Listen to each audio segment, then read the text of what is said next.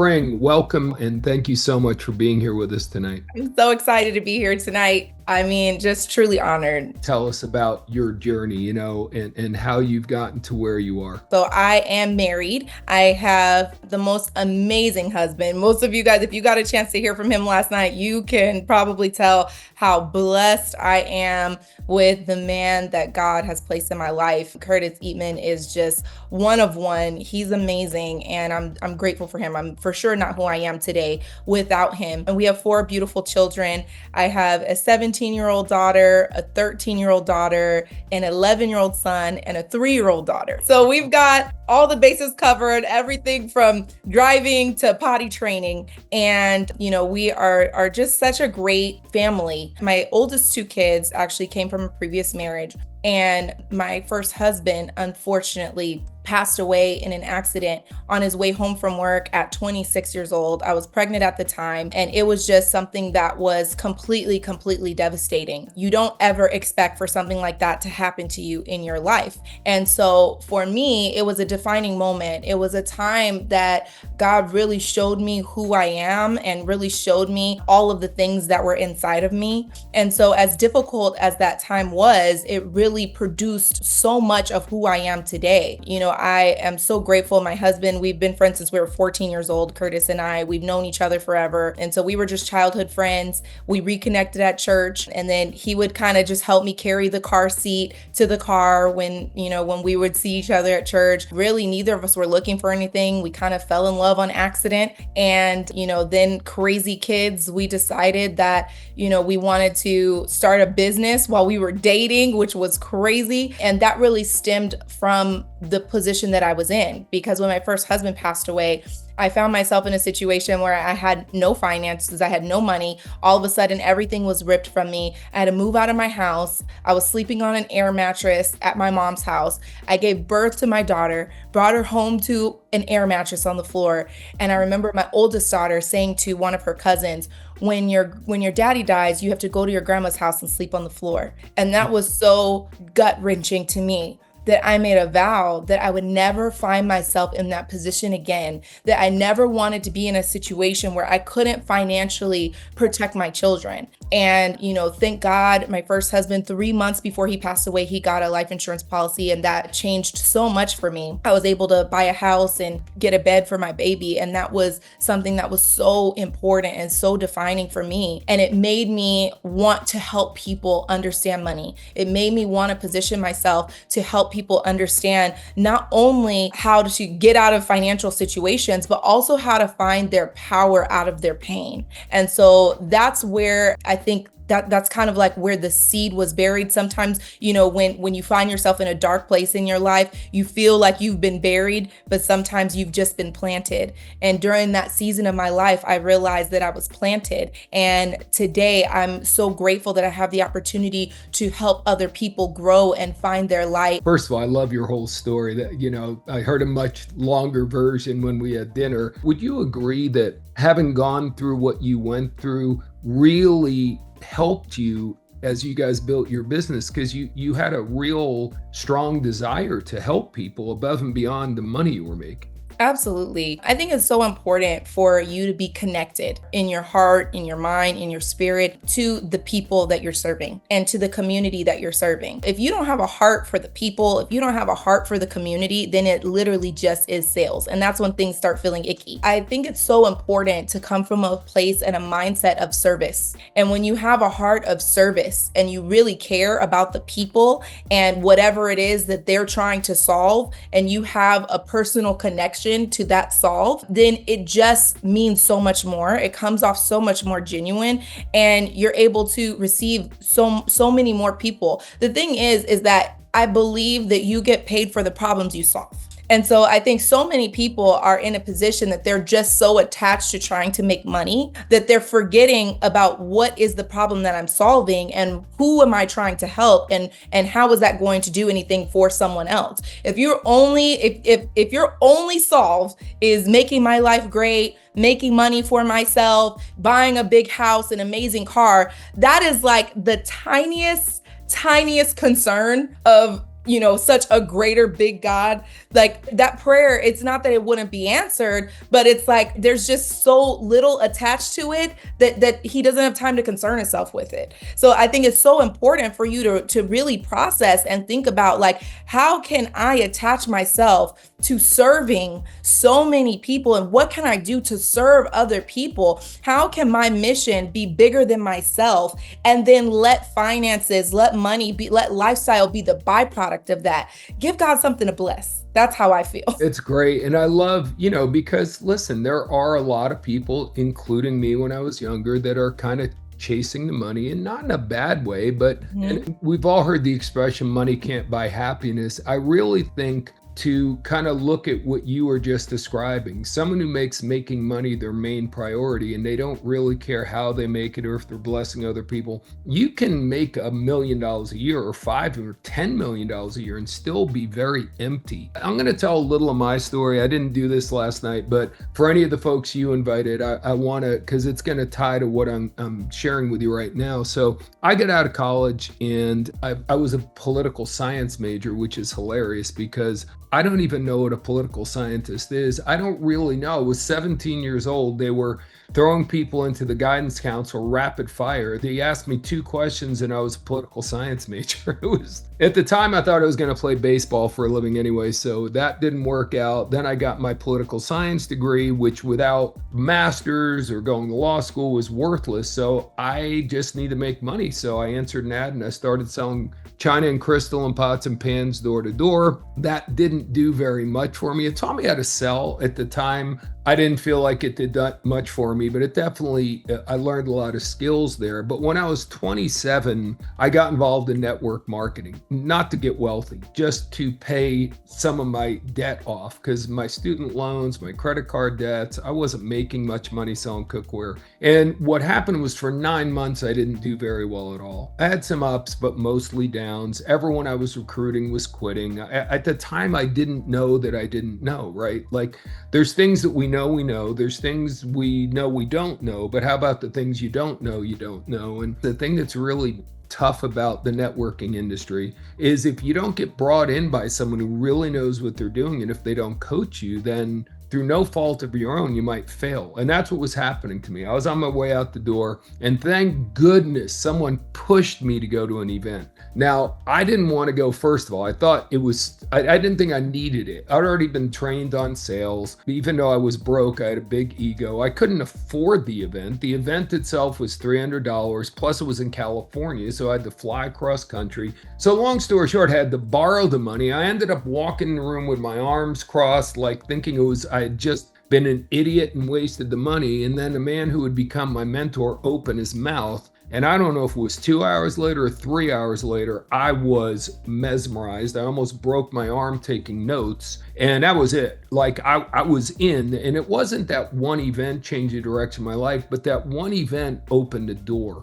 And over many seminars and being around this guy and learning some techniques and getting some better results, but still being around him, he finally got me to realize that I can do anything. But when it came to the year 2000, I was looking for my purpose. And that's when I decided to really put my heart and soul into training, because it wasn't necessarily that man that changed my life. It was that event. It was a live training event. And ever since then, I've been blessed to train over 1 million people in over 40 countries. And I always go in there that I'm talking to who I used to be. There's got to be one person in the room who's so frustrated and wants it so bad, but they don't know what they don't know. And someone's got to teach them. So that's kind of how I got to where I got to. The thing that I learned through going to those seminars is, it's not the money that makes you happy. It's the person you grow in and become in order to be able to make that kind of money that really is the payoff. That's a little of my background. Now, I have to ask you, there's a lot of ladies I've worked with over the years, and to you, family is very important. I'm pretty sure family is a higher priority than business. How do you become a great mom and be great at business? For me, I believe that our family is our first ministry. Like, that's my first responsibility. It's my first purpose, is my family. And so I'm very big on faith. family, business. And when you do things in the right order, then things will flow, right? There's systems to everything that you do. And so if you allow yourself to put the first thing first, then typically other things will kind of fall into place. And what I noticed was, as I mentor a lot of different women and things like that, I noticed that a lot of women become unhappy because they can't allow themselves to be where they are.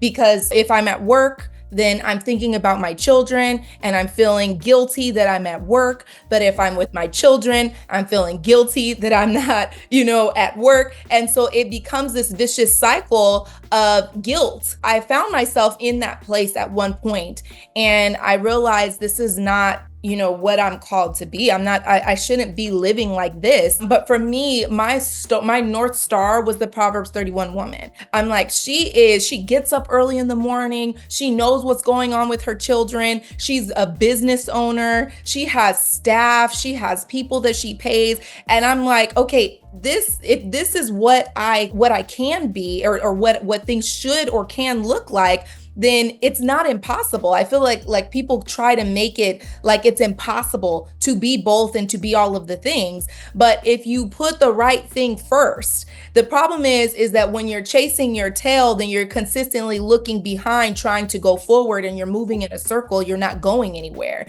And so if you are consistently putting your head forward and looking at where you're supposed to be and paying attention to each step that you're taking, then you move forward in a way that makes sense. For me, my children, they understand that I'm a business owner, that I'm a businesswoman, but they know that I am their mother first. And so I do not sacrifice my children. And I think my children are very clear on the fact that I am doing this business not in spite of them, or I'm building my business not in spite of them, but for them. And the other thing is that I teach them work ethic through it. So I allow them to see the things that are hard, the things that are not easy. I have conversations with them and let them know, hey, these are my goals. This is my schedule. And I'm not afraid to put everything in my calendar. And I think that's one thing that sometimes we get a little afraid to do. We feel like I should just be able to handle everything. But in reality, if it's not on the calendar, it's not going to happen. That's the way that I live my life. So first thing, I wake up in the morning with my children. I pray with them. I make sure that they're getting out the door, doing the things that they need to do,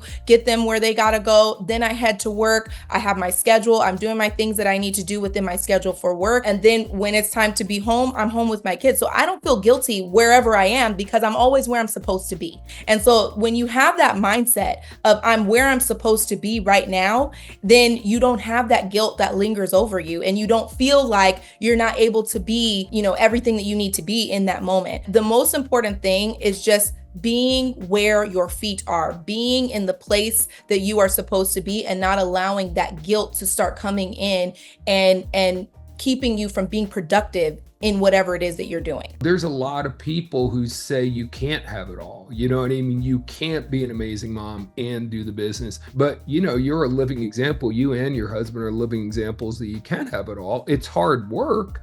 There's times where something for one of the kids conflicts with something that's important at business, or vice versa, so there's difficult choices to make. It's not like it's never going to be difficult, but when all is said and done, I would say that you would definitely say it's worth it. Yes? Absolutely. And like I said, it's not perfect. It's not seamless, but I think it's important for your kids to have clarity on what your goals are and what your schedule is going to look like, so that they don't have unrealistic expectations of what your time is going to be. Because I think kids are really understanding when they understand what the outcomes are, and when they have an understanding of what role they play. So we have family meetings, and everyone, like my husband does an amazing job. He puts together these crazy PowerPoints, and everybody has their vision of who they can be at their best and highest, and what their areas of opportunity and growth are, and their gap maps, and how we can get to that place of for us to be able to help them to become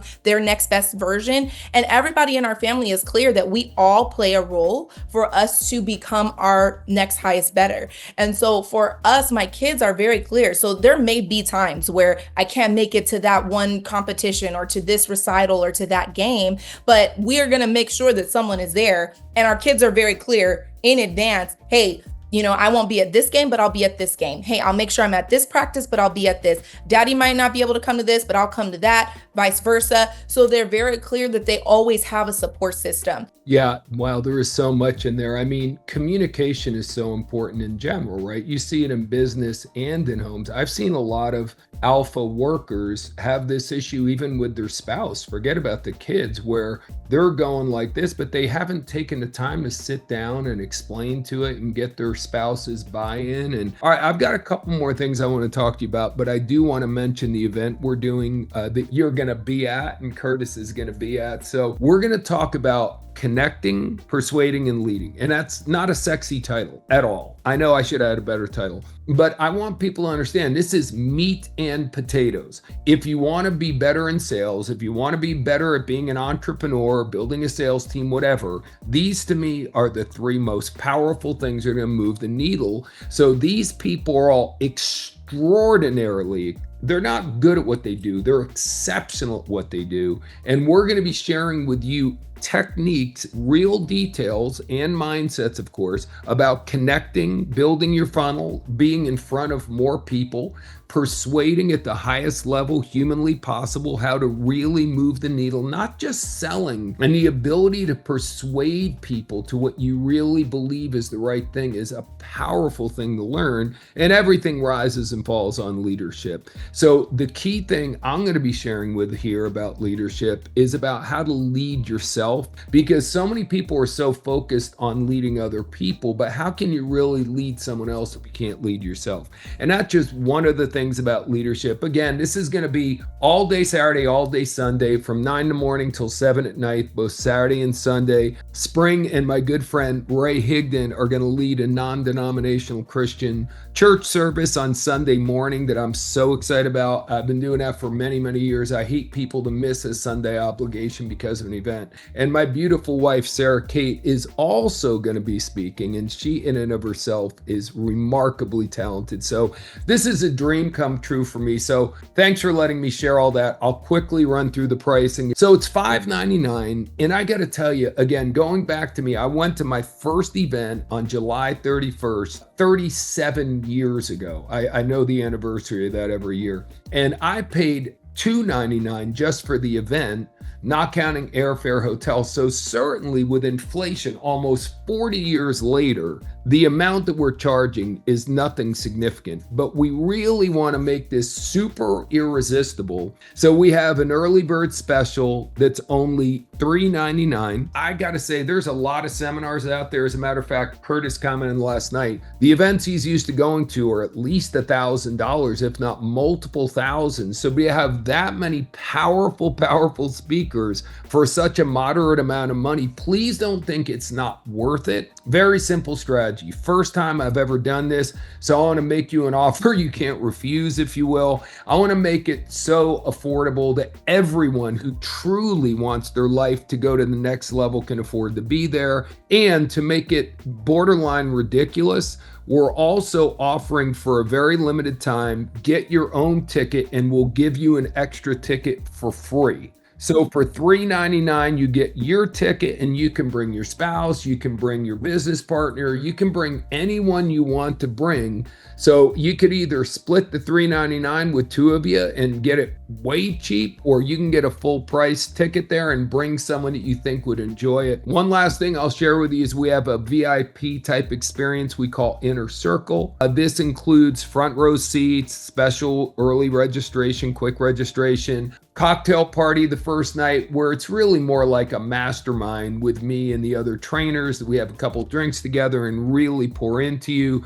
Definitely we'll have photo ops and then a mastermind bonus section. We're going to have extra training at the event, and then more importantly, 2 weeks after the event, because so many people leave an event on fire and then a week or 2 weeks later they lose the fire. We will do a training session with you afterwards, which will keep that fire burning. Very excited. So the pricing on that, and this is true of every life mastery training we've ever done, is $29.99. However, first event special, you can get it for $14.99. I mean, all the pricing, it's priced for you to just say, oh my gosh, I got to do this. So if you put up that last slide real fast that has the QR code on it, just scan that if you want to go ahead and get your tickets. I will say both prices are going to go up. The general admission and the inner circle are going to go up soon. But for the time being, you could afford to bring a bunch of your people. We do have a couple of business owners that are bringing a chunk of their key employees to this, because again, who doesn't want to get better at connecting, persuading, and leading? So thank you for allowing me to have a few minutes there to share that with you. But now back to the fun part. You have someone who's brand new. They don't know where to get started. They want to be successful in life. Maybe they've never had any kind of success. Maybe no one in their family has ever had any kind of success. So what's your best advice? I know there's a million things to do, but what would be maybe the first 2 or 3 things you would tell someone who has a passion to live a great life and have financial success? What would you recommend to them? I think it's really important to follow the things that are natural and innately that you're good at. Either the things you're natural and innately good at, and then also the things that you're most commonly attacked in. Those are the 2 telltale signs of purpose. Because if you already have so let's say that you're naturally good at, since I was little, people would come up to me, friends would come to me and they would, ask me for advice, and I would go and talk to them and I would give them advice, and I would, it would be so easy for me to tell them, what they should do. But then it was also always an area of attack for me that I lacked confidence in my own voice. I lacked confidence in feeling like I could lead myself, or understanding how I could process my own self out of my situation. And so I realized over time that if you look at what is innate in you, it's like I always say this, you ask God for a seat at the table and he gives you a tree, and he tells you the table is in the tree. You have to do the work to pull out what is inside of you, that he gave you already what you need for you to be able to accomplish what it is that you're asking for. So whatever it is that you're looking to have success in,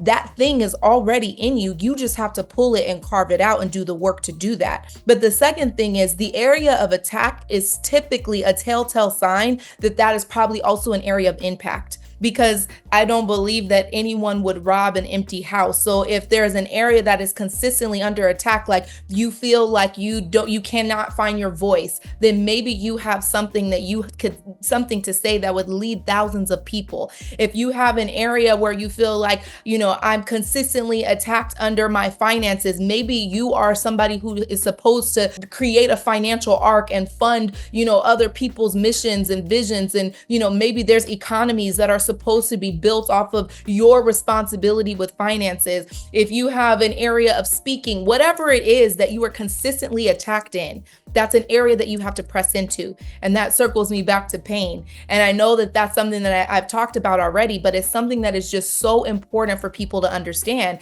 that pain is the prelude to your promotion. And so if you just will follow the areas that are consistently attacked, that you want to say, I don't want to look at that area. I want to keep turning away from that area. I want to keep, I'm afraid of public speaking. I don't want to do that. Then that's probably because you need to be on stages, and there will be thousands and thousands of people that will be attracted to the word that you have to give and impart onto them. And so it's important for us to understand that those areas are the things that you should follow. And so that is probably the best thing that I could say. Trust yourself. Trust your instincts. Most of the time we see our hurdles and we see our obstacles as a stop sign to say, oh, I need to stop here because there's a hurdle here. There's a bump in the road. That means I need to stop moving forward. When in reality, that is actually an indicator that you're going the right direction. If you were ever going to conquer a land and there's no one firing at you, then you're probably going the wrong direction, right? if there is something to conquer, which is your success, your life, your business, the people that you're called to lead, like there's something to conquer, then there's going to be an opposition that's going to be there to try and stop you every step of the way. But will you be courageous enough to overcome it? Will you be the person that says, I'm going to keep going anyway? I'm going to push past, right? Are you going to be the person that is, sitting in the room consistently, waiting to be added to? Or are you going to decide to stand up and be the person for all of the people that are waiting for you? Well, I'm just not going to say another word. That was extraordinary. I do have to say, most people, when they say, how do I find my path? Everyone says, get something that you're passionate about. You mentioned that, but mostly you talked about finding the pain and or what is challenging you. And what a great response. I just have to tell you, I am so honored that you and your husband are going to be joining us at the event. If you enjoyed tonight, this was free. So we've had 2 nights in a row that we've done free webinars. Well, I've got 3 more of the speakers that are going to be at the event in September, all on a big webinar tomorrow night at 8 o'clock. Johnny Wimbury, who may be the best public speaker I've ever worked with in my life. Lisa Grossman, her pedigree in direct selling is mind-boggling. When you hear her story, you will be overwhelmed. And last but not least, Ray Higdon, who is one of the best online marketers on the planet. So tomorrow night, we're going to talk about the 3 biggest things that stop people from making that first million. It's going to be powerful. But tonight was extraordinary, and you're going to get to see this young lady in person in September if you decide to join us. So thank you so much, Spring. Truly, I know how busy you are, and you carving out this time, not only for me, but for everyone who's here tonight, means the world to me. And I'm just so excited to be in your guys' lives for as long as you allow me to stick around. And we're just going to have a lot of fun. We're going to bless a lot of people in September. So thank you so very much. Thank you so much. This was an honor, and I am so excited to see you, Marc, and see all of you lovely people who are on here tonight in September for us to connect, persuade, and lead.